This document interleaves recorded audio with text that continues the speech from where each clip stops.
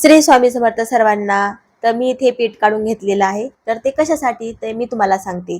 आपल्याला दररोज भाजी भाकरी खाऊन खूप कंटाळा आलेला असतो, तर आपल्याला काहीतरी वेगळं खायला हवं असतं। तर त्यासाठी मी इथे रेसिपी बनवत आहे शेंगोळ्याची। तर मी इथे गव्हाचं, ज्वारीचं आणि बेसन पीठ घेतलेलं आहे।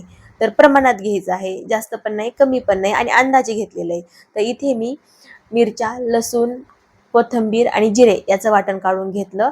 आणि आता आपल्याला पिठामध्ये मिक्स करायचं आहे। आणि त्याच्यासाठी आपल्याला इथे ओवा पण घ्यायचा आहे। तर ओवा कशासाठी, तर अजून जास्त चांगली चव येते शेंगोळ्यांना।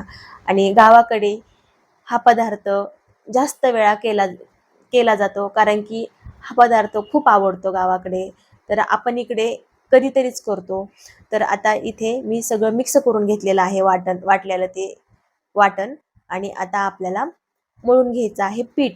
तर पिठामध्ये बेसन पीठ असल्यामुळे जास्त पाणी नाही टाकायचं, ते जास्त ढिल्लं होऊन जातं। तर इथे माझं पीठ मळून झालेलं आहे।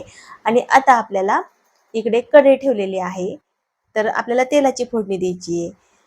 त्याच्यामध्ये टाकायचे जिरे। तर कुणाकुणाला मोहरी आवडती, कुणाकुणाला नाही आवडत। तर आम्हाला काय आवडत नाही बाबा, तर त्यामुळे मी फक्त जिऱ्यांची फोडणी दिलेली आहे। आणि त्याच्यामध्ये 1 तांब्या पाणी टाकलं। ह्या पाण्याला उकळी येईपर्यंत आपल्याला इकडे शेंगोळे बनवायचे आहेत। आणि त्याच्यामध्ये आपल्याला कोथिंबीर पण टाकून घ्यायची आहे। तर कोथिंबीर टाकल्यामुळे त्या पाण्याला जास्त चव येते। तर मी आता इथे बनवायला लागलेले आहे शेंगोळे। तर हे असेच आमच्या गावाकडे शेंगोळे बनवतात। आता कुठे कुठे गोल बनवतात आणि कुळदाचे पण बनवतात। तर ती रेसिपी मला काय माहीत नाही कुळदाची।